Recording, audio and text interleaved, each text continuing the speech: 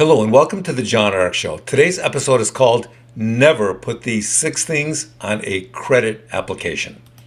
Before we begin, I want to encourage you to subscribe to our channel for free. You can also like, comment, and follow us. We're going to have a lot of great celebrity interviews coming up, so make sure to click on the notification bell so you can be notified every time we post a new episode.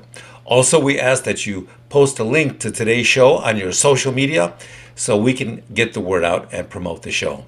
Now, let's get started. The last couple of years have been really difficult for a lot of people. Because of that, many people have been applying for more credit and oftentimes getting denied for that credit in the process.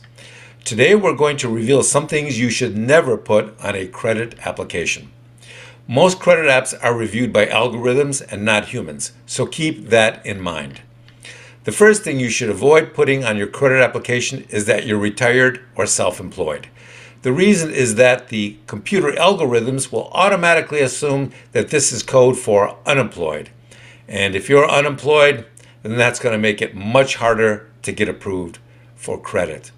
You don't even have to be unemployed. If they just suspect that you're really unemployed and concealing it, you'll be denied. Instead of putting that you are self-employed or unemployed on your credit app, write the name of your business, and that will help avoid getting a red flag by the algorithms.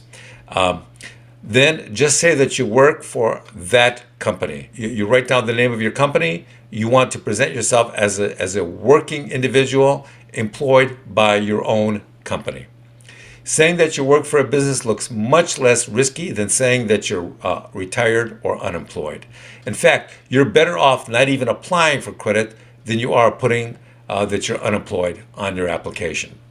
The next thing that you want to avoid is putting down an income that is too low or too high. This will cause your debt to income ratio, or DTI, to skew in the wrong direction or towards an extreme of the income spectrum and cause the algorithm to flag you. Instead of posting that, you may want to put down that your household income or your projected income is X, and that will be a more adequate response that will prevent you from getting flagged. The next thing that you want to avoid is putting down that you work in a high-risk business. What the computer algorithms do is they will check the standard industry classification, or SIC code, of your industry and then determine its risk. Banks don't typically want to extend credit to people who work in fields like cannabis or real estate, home flipping, or something else risky. They're looking for stability and steady paychecks, and not industries that get sued or disappear every 15 minutes.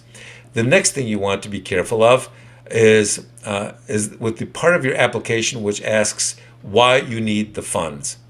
Here, you don't want to say that you want to open up a strip club or start flipping real estate or something else high risk.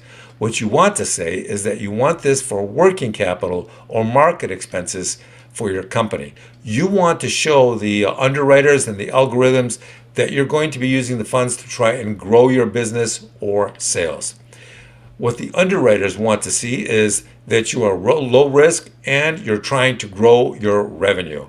The next thing you want to do is check your credit reports for typos. If your name is misspelled one way on one credit report and another way on another credit report, then that may get it denied simply because the computer algorithms will flag these typos as problems.